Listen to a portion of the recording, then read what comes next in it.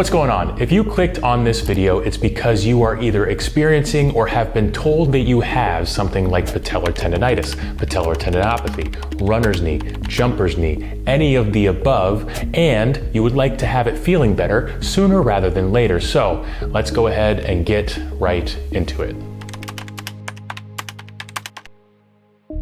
My name is Dan Janader. I am a doctor of physical therapy here in Midtown Manhattan in one of the nicest clinics in New York City. It used to be called patellar tendonitis because itis means inflammation and the tendon was inflamed. It has now mostly been called patellar tendinopathy because inflammation isn't always present, but there's still always an issue with that tendon. And if you don't speak Latin, your doctor or somebody else may have referred to it as runner's knee or jumper's knee. Either way, the pain exists right here at the bottom part of your patellar tendon, which, fun fact, is actually called your patellar ligament, but we're not going to get too deep in the weeds on anatomy nerdisms. All you need to know is that you feel discomfort right here. It has been called runner's knee and jumper's knee because you do feel pain when running and jumping, or you at least feel a slight increase in your symptoms. But in my experience, the number one cause of these symptoms is going down the stairs. There are a whole host of other symptoms, but these are just the main ones that I've seen. But again, if you have pain right here in this area, then you are likely dealing with what we are talking about.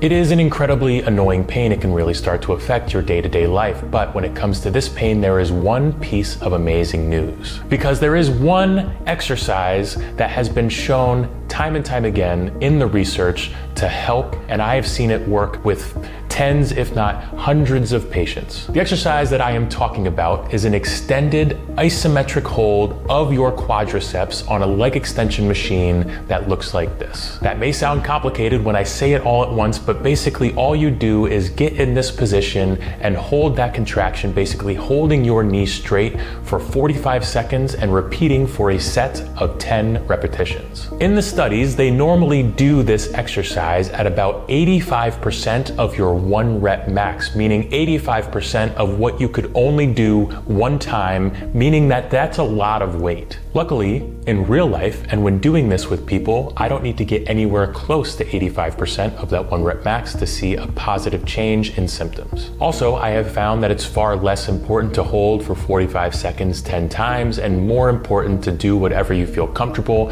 as long as the average time under tension remains the same. Meaning that roughly speaking, 45 seconds for 10 times will be about as effective as 22 seconds 20 times. Also, in the real world, not everybody has access to a leg extension machine that they can use with very heavy weights. So in this video, I'm going to show you 3 alternatives that do not involve a leg extension machine, but still allow you to do the exercise that has been proven time and time again in the research to be helpful. The first alternative that I'm going to show you involves a resistance band loop. This one in particular is the blue loop from a company called Perform Better, and they've even included their phone number if you'd like to be old school and reach out to them that way. All you're going to do is take this blue band and place it around your toes, and then you're going to sit nice and comfortably in a chair or on a bench or something like that. You're going to straighten both knees out in front of you, and then you're going to take one and bring it down to the floor while this other one stays straight and off the ground. What's going to happen is you're really going to feel this quad fighting for its life, and that is exactly what you want to feel.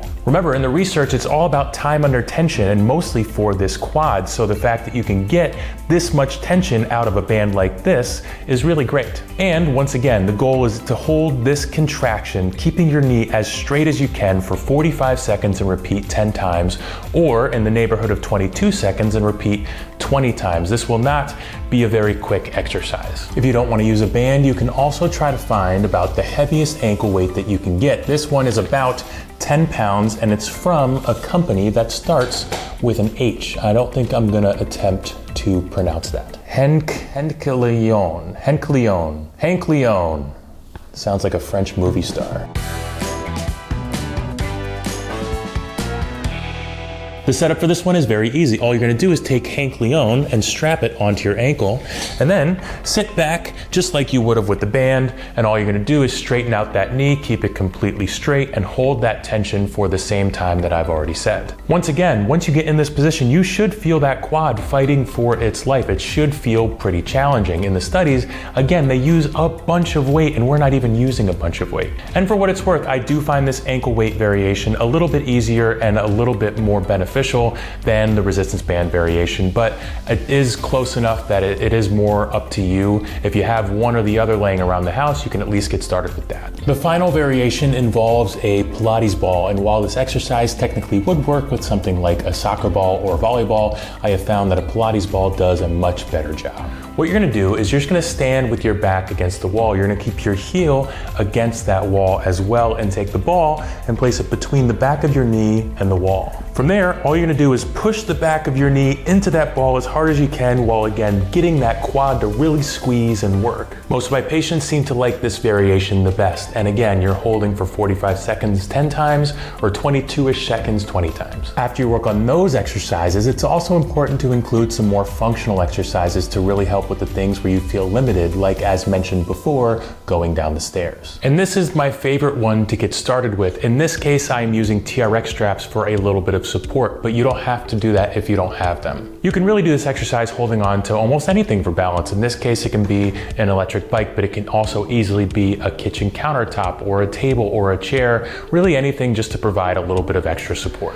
From there, all you're gonna think about is bringing this knee as far forward over your toe as you can comfortably go and control. It's important not to push into any kind of increase in pain, and instead just go as far as you feel like you are using your quad and not feeling that pain shift to where you feel that discomfort in that patellar tendon. But this is a great way to start to rebuild that control and allow you to get to the point to where now your quad is strong enough to handle going down the stairs without increasing pain in that area at the bottom of your knee. In the case of patellar tendonitis, tendinopathy, runner's knee, jumper's knee, those two movements are really all that you need to get started. But the one last little thing that I'll leave you with, because I'm a nice guy, is that because your pain is in your patellar tendon, there's really only one thing that attaches to that patellar tendon, and it's your quadriceps. So if you're looking for some more immediate relief while you're working on these two exercises to build strength and control, something like rolling out your quad or using a massage gun on your quad, or really any kind of attention you can give to massage out and loosen up that quad will also really make a difference in how good your knee is feeling. If you're using something like a stick roller, all you have to do is just explore over all parts of this muscle in your thigh, and you will likely find some spots that are slightly more tender than others. When you hit those spots, just give it a little bit of extra loving, stay gentle, don't put yourself through torture, but make sure you're addressing where your body tells you it needs to be addressed. All you need to do is do this for 3 to 5 minutes a day, along with these other two exercises that I've given you, and hopefully it'll only be another week or two before you feel a significant difference in how your knee is feeling. If you're feeling knee pain that you don't feel like was addressed in this video, check out some other videos that I've done on knee pain, because maybe your answers are hiding in there. And if you feel like this video helped you, please like, please subscribe, please comment, do anything that you can do to tell YouTube that you enjoy this content. And if you have any ideas for videos that you'd like to see from me, please leave those in the comments as well.